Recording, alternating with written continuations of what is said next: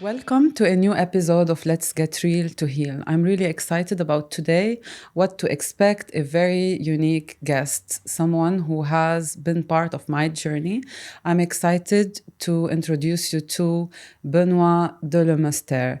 In fact, Benoit is renowned as a wellness coach through different modalities. He is a figure when we speak about ice bath, fire walk, about breath work. He is a life coach, came to life coaching after many years of experience and passion for banking. I'm more than excited to introduce you to someone who has a big heart, very kind even to pets. I've visited his facility a few times, and what I would say is it's the most welcoming hub for healing. So in this facility, I would say the special thing about it is the warmth you feel, the welcoming vibes you get, and the supportive presence that is around the place.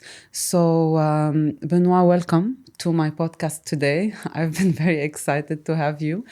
And as we were discussing, I am willing to have a very kind of natural, vulnerable conversation where I'm going to open up about my personal experience and where I want you to be able to guide more when it comes to ice bath, to fire walk, as in these modalities, how can they help us to heal?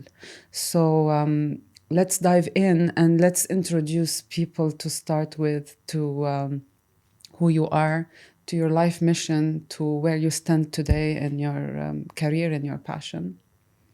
Thank you, Joelle. Thank you for having me here today and share some thoughts and visions and past and future.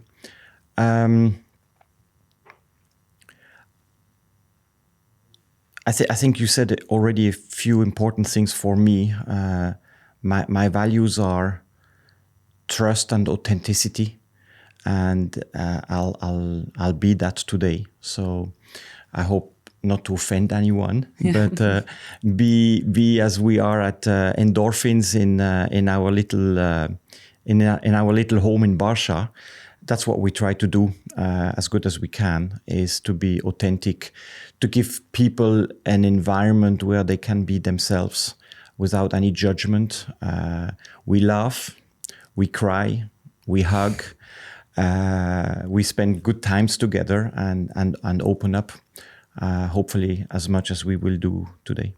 Yeah, exactly. So what I will say is the interesting part of it is there is a story behind our meeting and how we met. In fact, I was going through a lot in my life. I had accumulated lots of fears. And I remember that I had just searched for your contact, which was given to me by a friend more than a year before.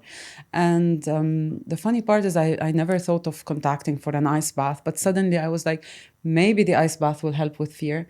Maybe I need to be guided. So I just meditated, and the first thought I had was an ice bath. I searched for the contact, I booked. I was pretty ready for the ice. That's the fun part. Ready for the ice, I just book and then WhatsApp link, and then I message you directly. And I'm asking you, it's my second time. I've done one in Bali before. And I was like, is it for beginners? Is it for intermediate? Like, am I going to die from the cold? And the response to this was the unexpected response where we don't have ice bath on that day. And I was like, but I booked it online. And you messaged me back saying we have a fire walk on that day. And I was like, okay, what do we do? And then you wrote beneath it, like, why don't you join? I was like, ice bath, fire walk, what is even a fire walk? Like, maybe I've seen it before, but I didn't link that it's happening in Dubai and there is a place where it happens. And my reaction to it was like, what should I do? I remember freezing in the office. And then the next question was, is it more expensive? And you had replied saying, it's on me, it's my mistake. And I was like, okay, the universe is kind of like pushing me in that direction. And I said, yes. I said, let me be out of my comfort zone. And now when I read about you and I watch the reels and the podcast you've done, it's all about coming out of the comfort zone. I wasn't sure if it's going to help with fear, but I trusted the universe. For sure, I trusted the universe. And I landed in Barsha, which felt literally out of this world because I've seen the wood pieces ready. I still remember when I opened the door and I entered, I was a bit like overwhelmed. Many people I don't know. It's an experience that I wasn't sure if it's going to be painful. I've watched a few videos that were very discouraging, but still I wanted to go for it. And I was like, the universe wanted a firework, let's go for it. And I guess when I entered and the faces I've seen, your team, that was unbelievable. The hugs, the familiarity, and in few minutes, I felt I was part of a project. I was part of an experience. And everyone was cheering each other. Everyone was like making sure that we're comfortable going one step ahead. Many faces had that doubt feeling like, will we do it or not? But the beautiful part of it is the breath work was, for me, a very good preparation for me to sink in.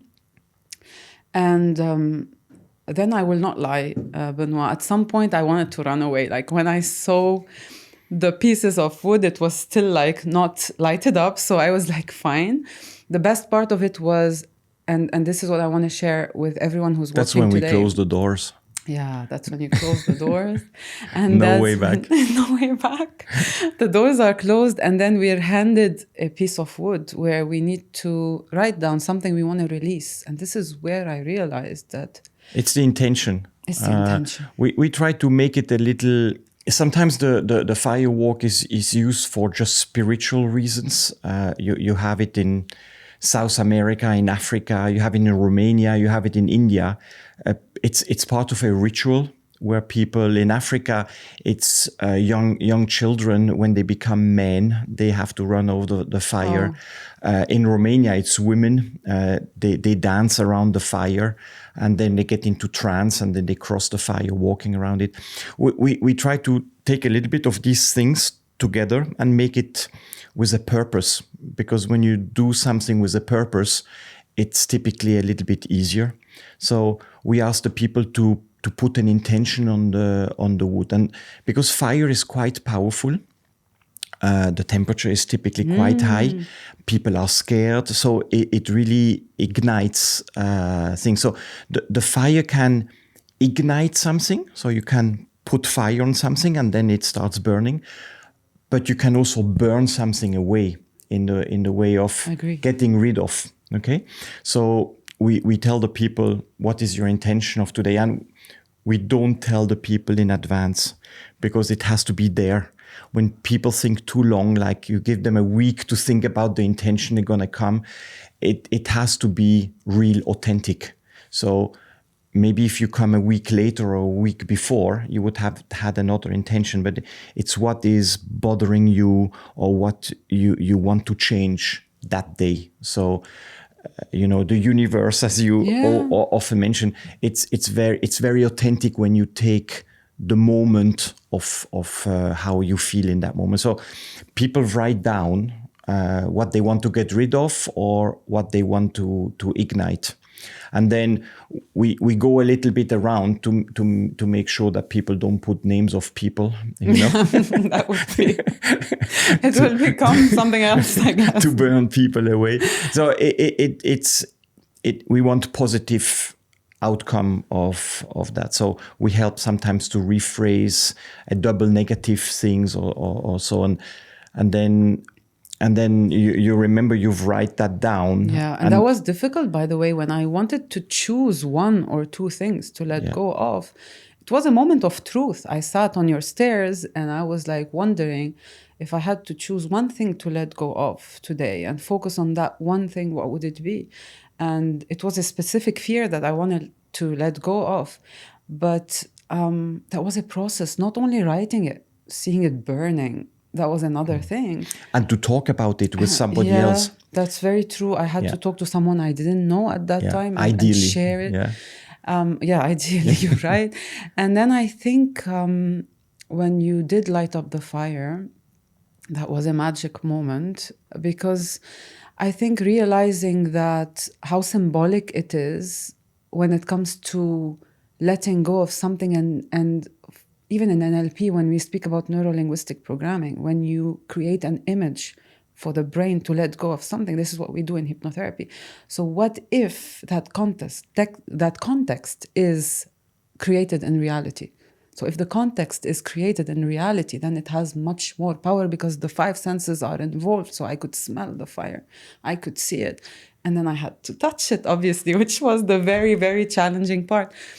But at the end, it's a moment of building resilience for sure, but it's a moment of realization. And we were discussing a while back that I've seen that post on your Instagram page.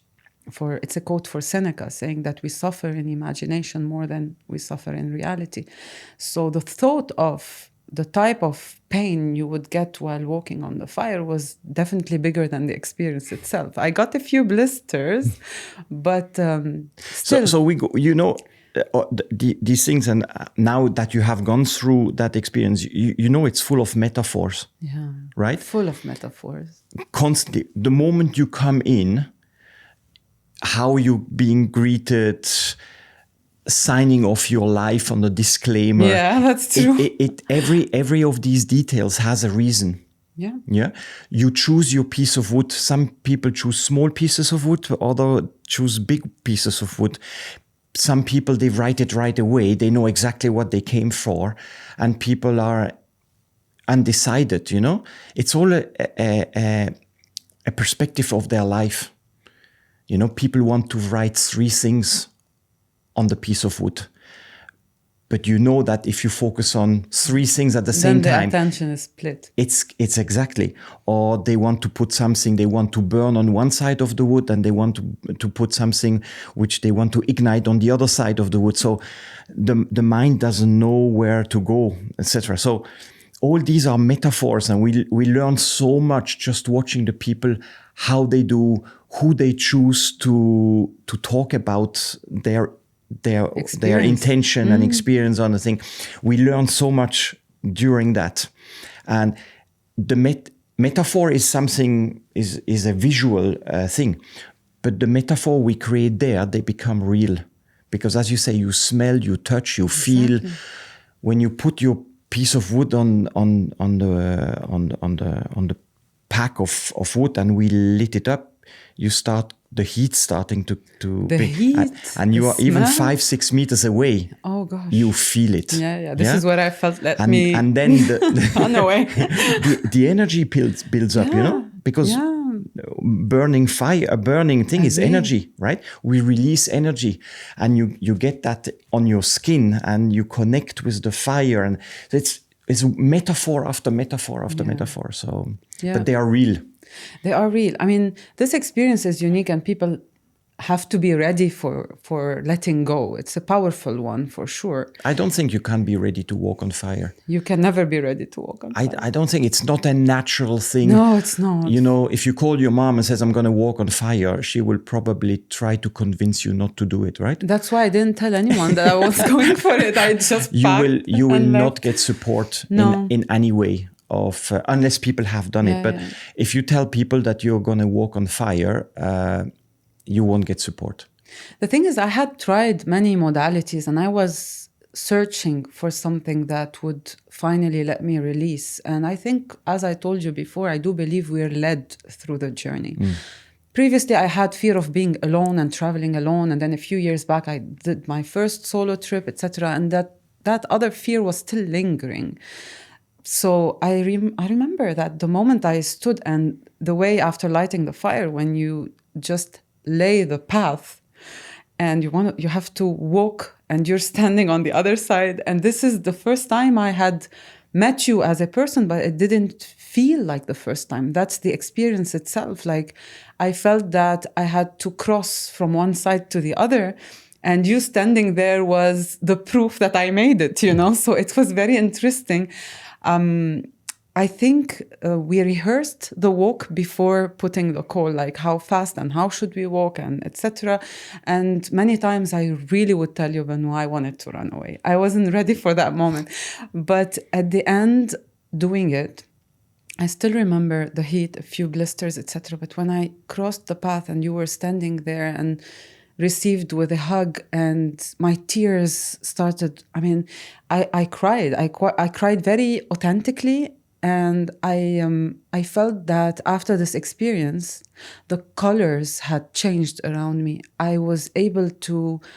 I got a nudge somewhere and I realized that, okay, life is beautiful. That was a fear as well. And I just walked on fire, which was something I wouldn't think about ever, believe me. But what I got out of it, that moment of connection, I remember walking and sitting alone and feeling the pain in my feet. And I was like, but that's nothing compared to emotional pain that we go through.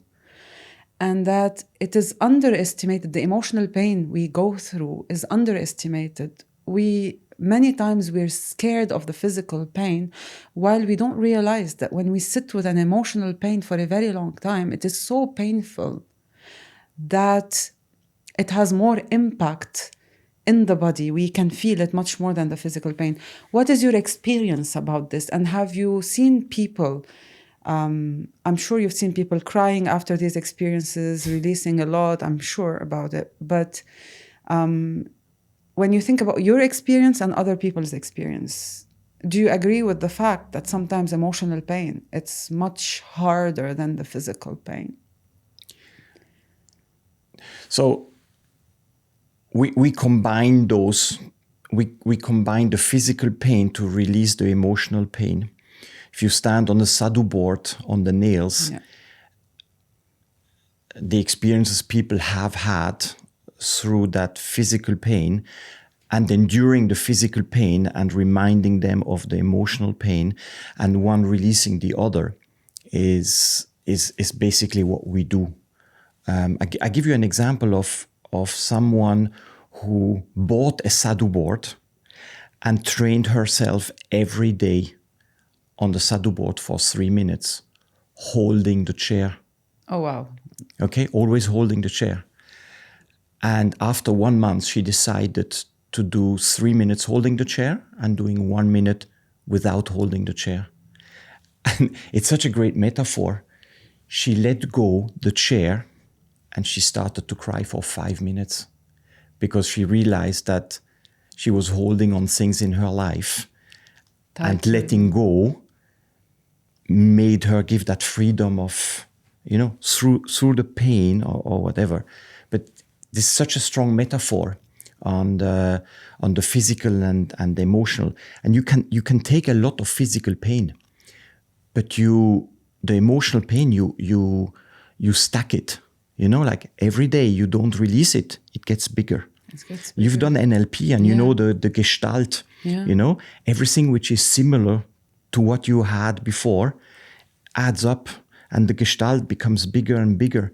It turns into phobias, it turns into health issues, Yeah. So to release that's the big thing. So that's so true. And a lot of people tell me that I don't have a lot of patience of people healing for tens of years.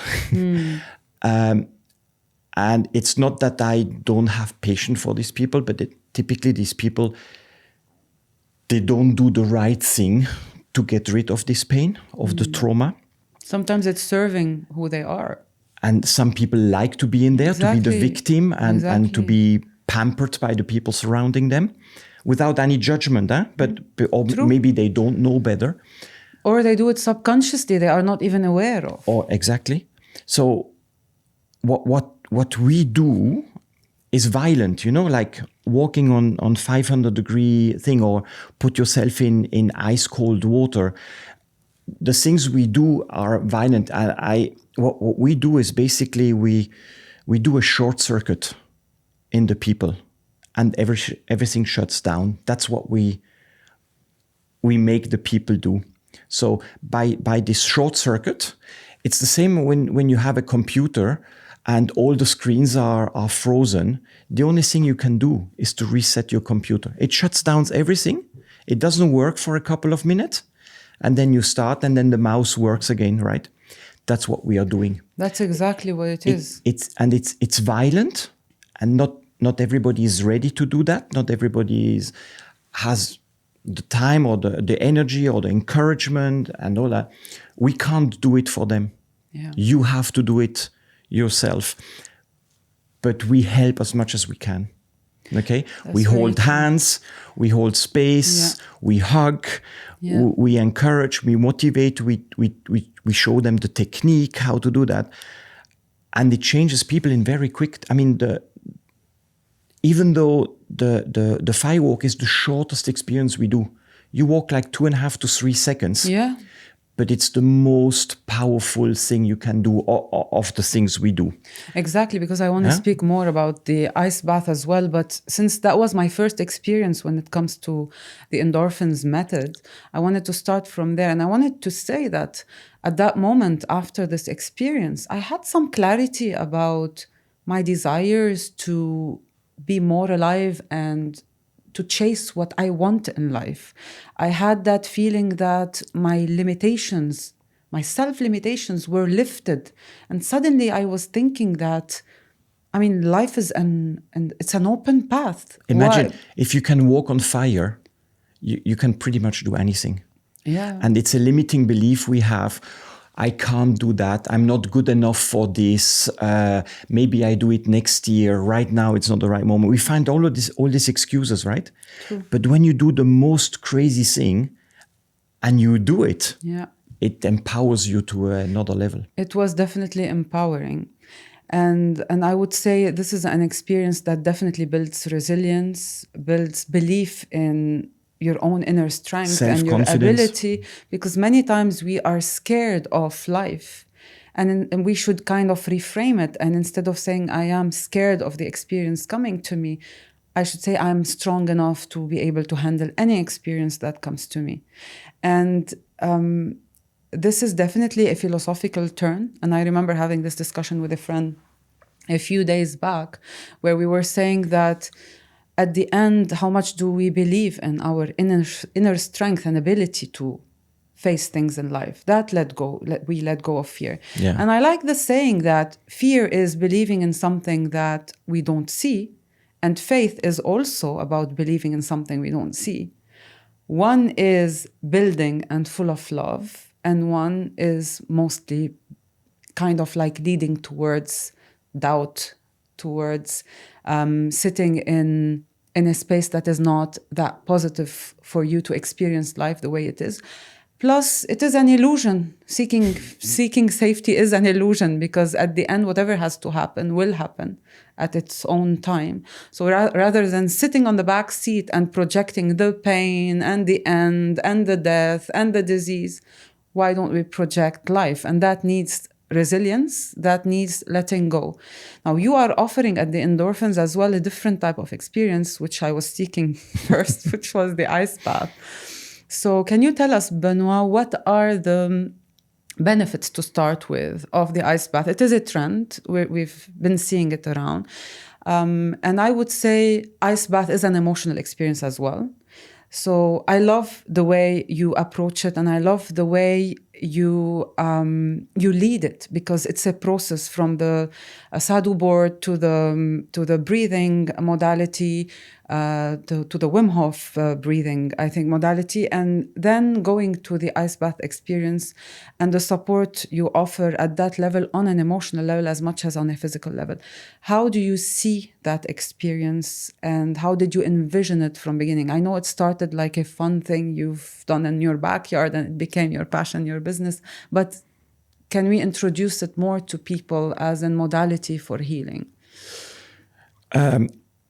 Yeah, as you said, it started because I wanted to try the ice bath, and I did an ice bath with a Wim Hof instructor over 5 years back, and then I was supposed to go with Wim Hof in Poland and do this extreme 5-6 days in Poland, walking in the snow barefoot and all that, and COVID hit.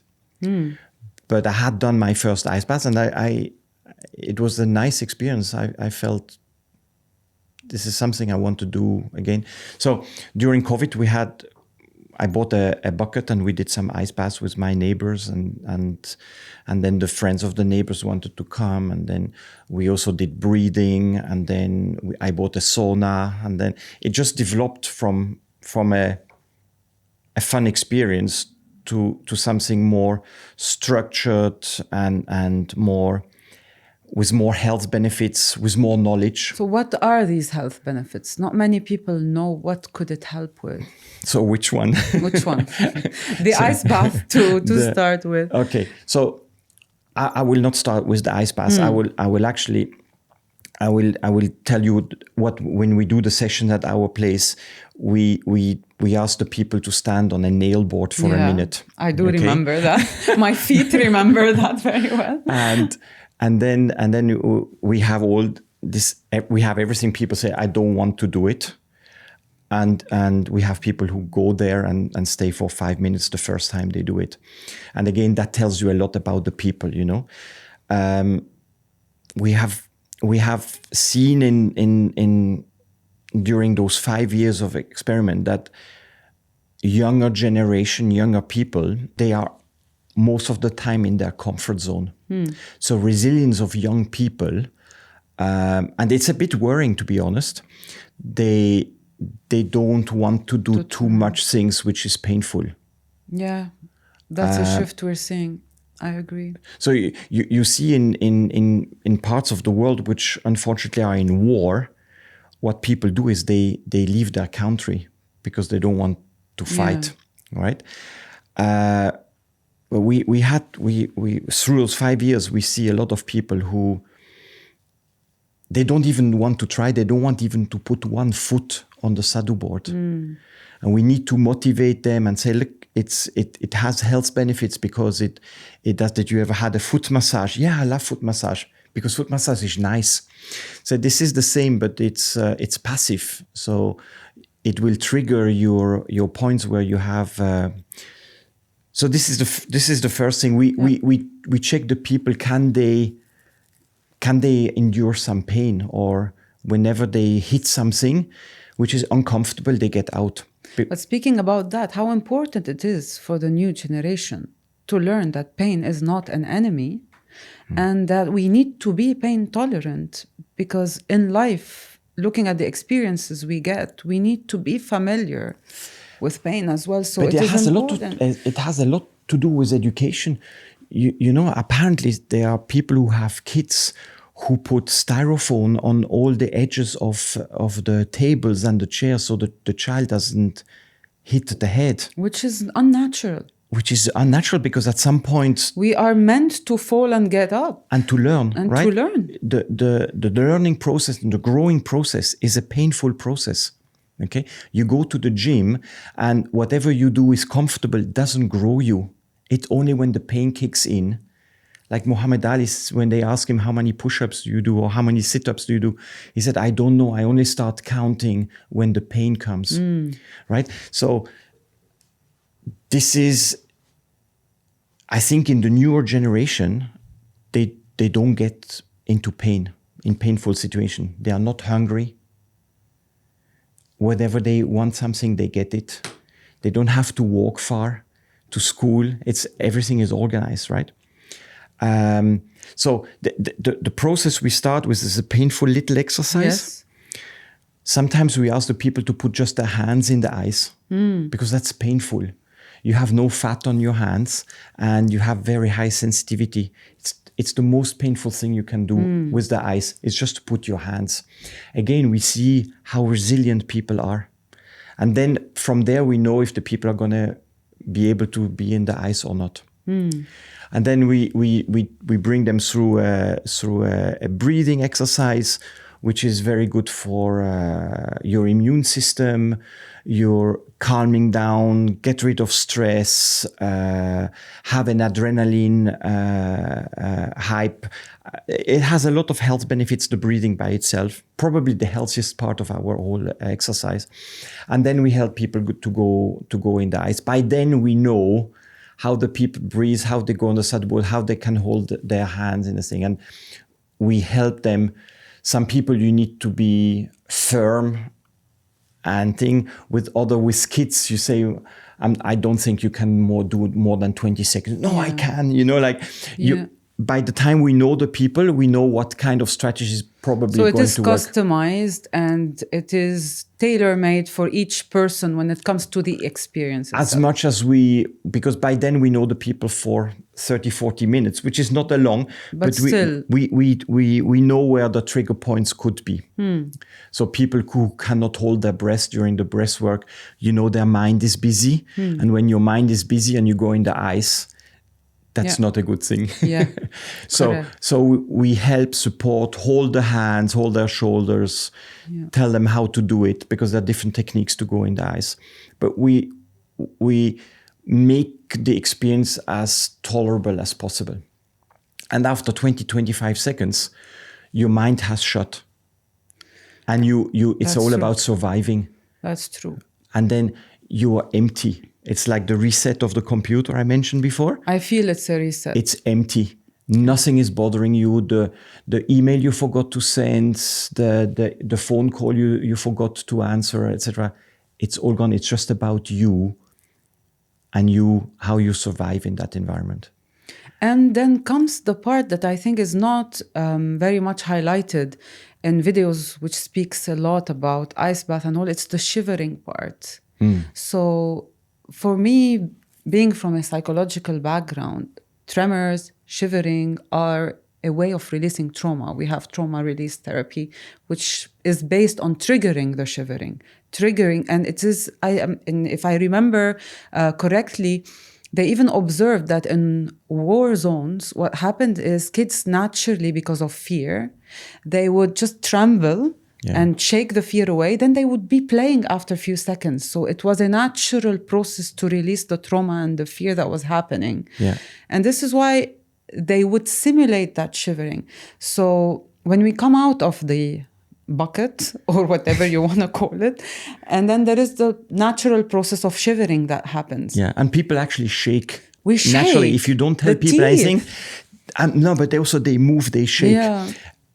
I don't know if you've ever seen a video on antelopes being chased by a leopard, and the leopard doesn't get them, but they are traumatized during those 30 seconds of catch. And then they stop, they shiver, and they go, life continues. They shake it away. The moment of this trauma is done. Nature's wisdom. They start from there. No? We have this capacity of memory. Okay, we have two problems. We have the memory, so we remember everything or whatever we want, or sometimes we don't remember, but it's still there. And we also think about the future, and you get anxiety because you imagine the future of something which is not happening, probably will never happen. Will never happen. True. But you become anxious, right? Yeah, that's the response. So you worry from the past and you worry in the future, and people forget to live the now. Exactly. So the process of the ice bath, from the saddle board to the breathing for preparation, then the whole experience being in the ice. And I was sharing with you when we were sitting outside that the last experience I had with you, when I had a total immersion with my head, with the intention of igniting my spark for life, wow, that was amazing. In fact, when I came out of the water, I took a deep breath. And then after that, I think I had an energy that I have never felt before. And I want to emphasize that for the newer generation who is seeking continuously the buzz through drugs, through alcohol, through all of these negative things, it is possible naturally to get these feelings of being alive and that rush of energy from natural stuff, like being in ice, like meditating for a longer time, like breathing, like challenging your own body when it comes to pain. So this is an invitation to go towards such healthy experiences. Now, I know as well that this experience should not be overdone. What is the limit when it comes to time in the ice? And because I've heard you explaining last time that after a certain number of minutes, it doesn't matter if you stay longer. So what is your outlook on this? So it comes also with a logical aspect. You know that if you go in and out, it won't have any effect. If you dip in and jump out and you stay for 2 seconds, it will not have a big effect on you. And you know that if you stay half an hour, it's dangerous. Okay, so the research says that you should do 10 to 15 minutes of ice or cold therapy per week. Okay, we think that to do around 7-8 minutes is if you can hold that long, it's a very good time to get all the benefits of the ice without having your fingertips freezing or shivering over too much. So get the benefits, but not too much. So, but it depends if you're very skinny, small, or you're hugely overweight. It triggers you differently. Okay, so. To say that is the ideal time. Also, people who do it more regularly, they calm down very quickly, has a different effect than somebody who is very nervous for the first time. So it's something you build. You should listen to your body. But like those 3 to 5 minutes ice bath, then maybe get out and do another 3-4 minutes or do one of 7-8 minutes. That's enough. That is a very good indication of thing. And some people, they need 10 before they really shiver. So, but they are typically used to do it on a more regular basis. But what are the health benefits out of this experience for people who would want to try it? So you have physical benefits that it boosts your immune system. You get that through cold shower as well. Here in Dubai, cold shower is not accessible to everyone. Exactly, very difficult too. Then you have the metabolism works better because it pumps the blood through it. You lose about 40-50 calories per minute. There is no exercise you can do to lose that much calories per minute. But it calms you down as well. You know, it shuts that down. And when you come out, you have dopamine like you can only have with very strong drugs, but it's self-inflicted. So it's a healthy, and you have that energy for like 5 to 6 hours, which is quite beneficial. We have seen, because of that reset, we have seen people who came with high level of anxiety, and they did maybe 3 sessions and they don't have anymore or very little. Mm-hmm. We had people with asthma who came 4 or 5 times and they don't use the spray anymore. Oh, wow. That clear change in the state. Well, because asthma is not something you were born with. Yeah, okay, I agree. It's something which happened in your body at some point during puberty. You move to a place where the air is not good. You have stress, school. It triggers, and it's typically a mixture of all that. And because the ice resets, it resets all these things. So it helps. I don't say you heal with it, but it helps. I mean, if you don't have to take the spray every day, it's super healthy for your body. Right. That's again what we keep saying with this campaign of Let's Get Real to Heal. It's more about understanding that there are different holistic modalities that we need to combine to achieve healing. Exactly. And this can be just a help to support other things, right? If you are working on your inner healing, on releasing, and then you bring that intention into the ice bath experience, etc., then it becomes a very powerful experience. And I would add to those benefits that I've reflected on this after the ice bath. Our ability to sit and accept pain is a huge thing when it comes to the philosophy of life we live. And what we were saying before we started the recording as well, that most of us run away from the feelings. We don't want to sit with the feeling. Whenever we feel a discomfort, that's why we get angry, defensive, etc., because we don't want to sit with that feeling.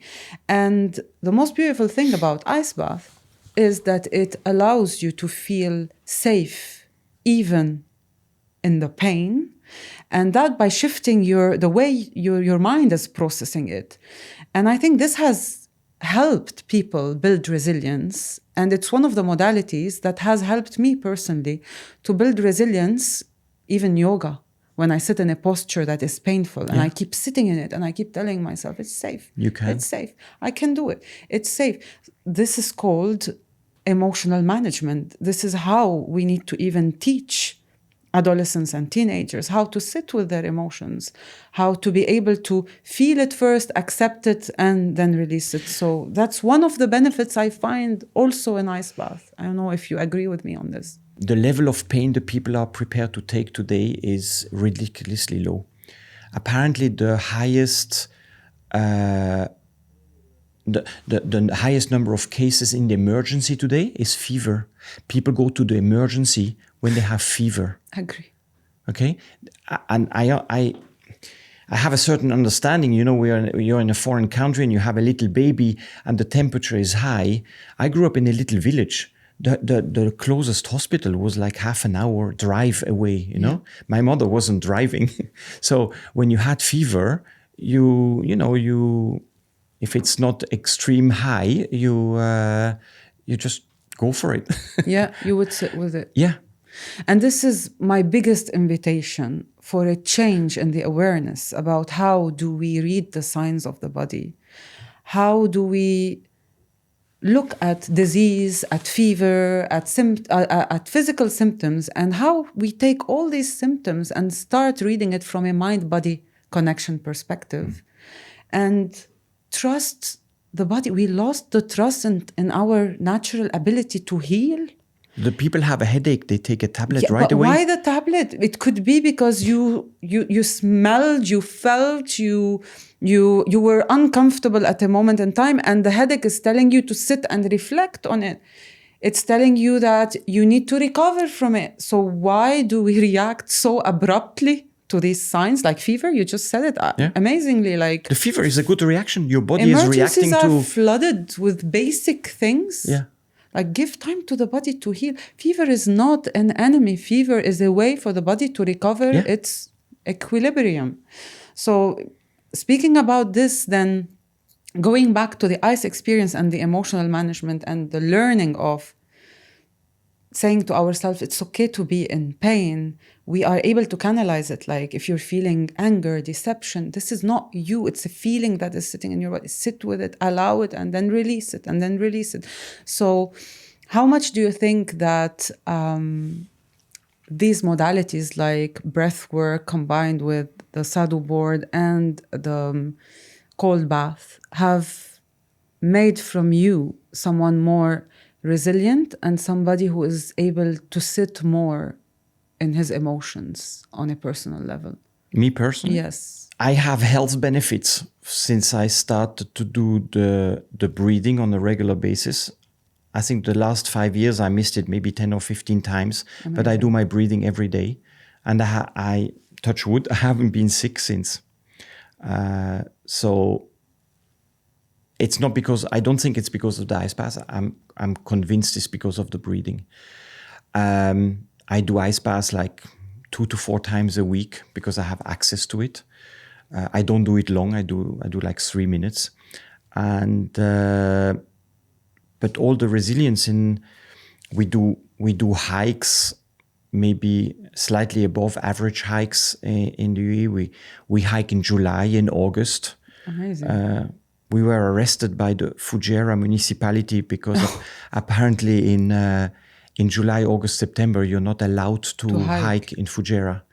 And we were casually hiking with some friends because it's nice. It's you just need to be prepared, you know. Of course, and hydrated with disclaimer, please, Benoit. We don't want anyone to try hiking. No, but we it's all about preparation. You don't walk on fire.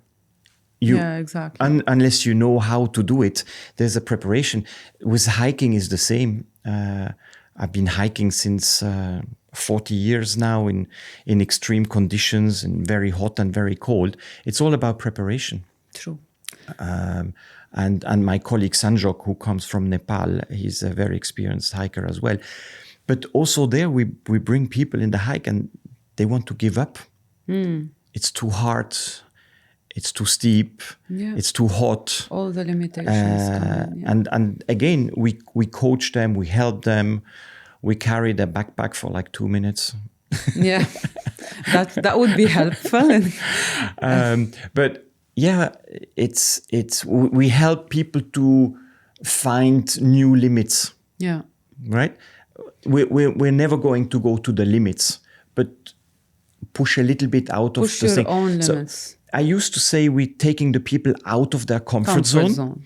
But today I prefer to say we are increasing your comfort zone.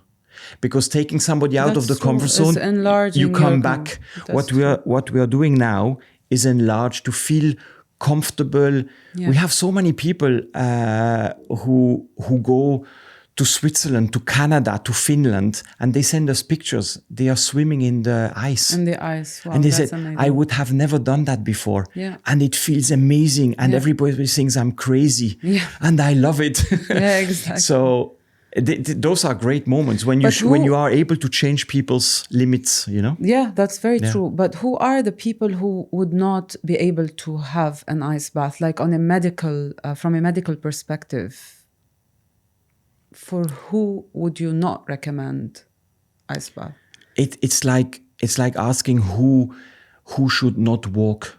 You know, if it's a healthy procedure, and then people say, "Oh, we had a guy. He had a heart attack 3 months before." Yeah, that's what I was thinking. Maybe and people he wanted to who have come, and his wife said, "You shouldn't do that." He asked his doctor. The doctor said, "You shouldn't do it."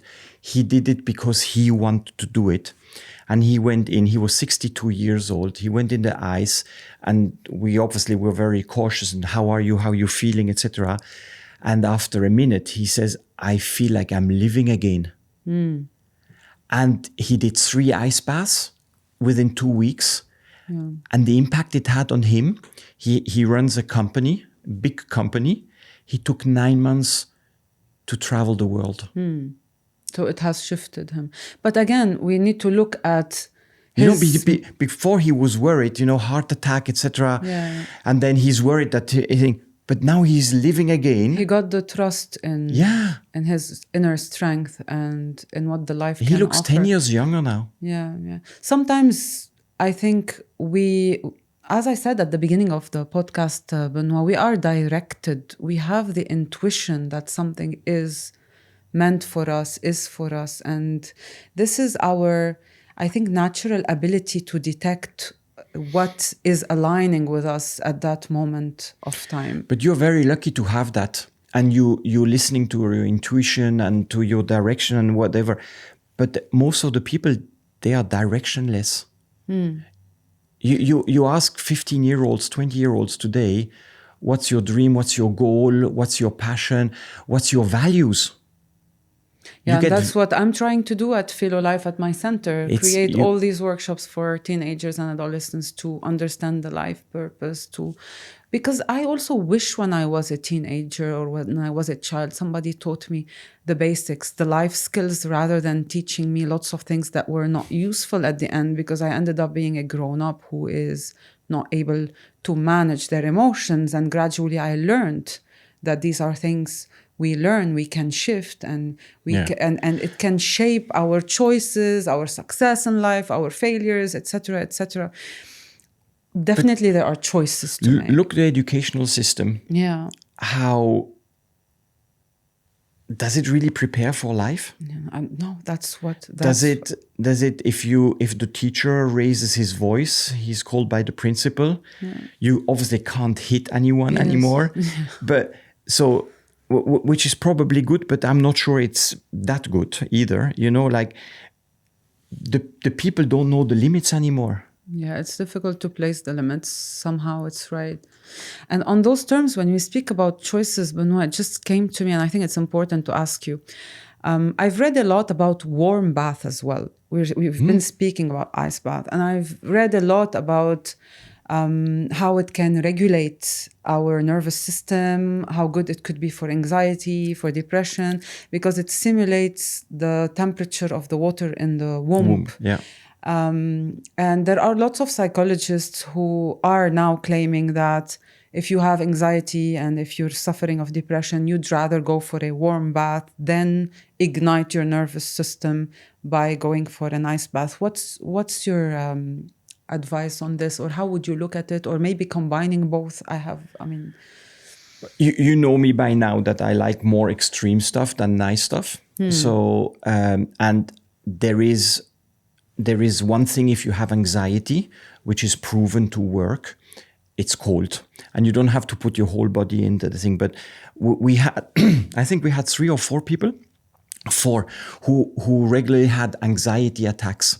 And we told them that if you have an anxiety attack, you take a salad bowl, you put cold water, you put ice. If you don't have ice, whatever is in your freezer, True. chicken legs or peas, whatever, make it as cold as possible and just put your head in it. And it's an instinct, as we were mentioning before, the instinct of cold and water makes you stop breathing. When you have an anxiety attack, plus your it breathing brings you to your senses. I Yeah. do recommend that with my clients when I hear them over the phone getting an it anxiety stops. attack. And 2 of those 4, they came back to me, and I asked them, have you had any anxiety attacks since?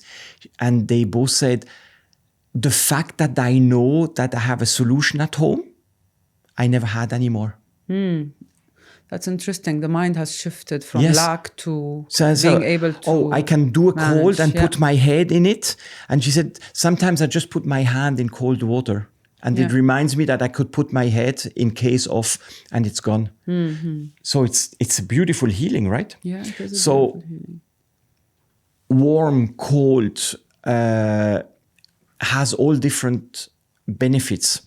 In Japan, they have those onsen baths where they go different temperatures and all that. Has a lot of health benefits.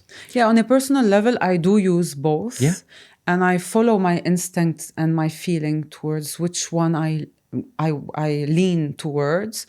And I think it's a good experience to be in warm water as well. It is very relaxing. Yeah, totally. So, I prefer to go to the sauna because again, it has more. Yeah, that's another way of doing it. It has Correct. more benefits. It's more brutal, hotter. I prefer the sauna to the biosauna, which is not that hot, or the Turkish bath, which is not hot at all. Because it opens your pores, you detox. Yeah. We have now a new protocol in the thing. We take vitamin B3 to open the pores and then go in the sauna, and you sweat twice as much. Oh, wow, interesting. Yeah. So again, for detoxing, we found new things, little biohacks. Yes. To optimize the things, yeah. I think it's amazing. I can go on speaking for hours when it comes to those discussions and to what you've been doing and how passionate you are for what you do. I think I want you to basically give a last message you would like to give to people who are viewing us. We will definitely keep all the details about the Endorphins Method, about how to find you, etc. in the caption. But what would be your last message for people who are watching today? When you put a fish in water and you warm up the water slowly, it will die from the heat. But if you put the fish directly into warm water, it will jump out. Mm-hmm. And I think that's what we see a lot today. The people just take a little bit more pain every day, and they complain, and they are not happy, and nothing's going the right direction. But the change is very slow and gradual, and they accept it. Mm-hmm. So don't be the fish, cut that, and maybe you need something to trigger that. Some people have an accident, some people get sick, some people get cancer. So we don't need to reach that extreme. Don't get there, Exactly. When things are not going the right way, do something. Do something. And because I think my last word will be change before you have to. Change before you have to. And let's get real to heal. So I want to thank everyone who has watched this episode till the end. And I want to thank you for your attention, for your loyalty. And if you feel that you want to comment, you want to suggest any specific interviews, you want to suggest people you would love me to interview, please do write in the caption. Follow us on all our social media platforms, from Instagram to YouTube to TikTok. We will keep all the details for reaching out to Benoit in the caption. And till the next episode, let's get real to heal. Choose yourself, choose your healing, and let's evolve together on this beautiful journey.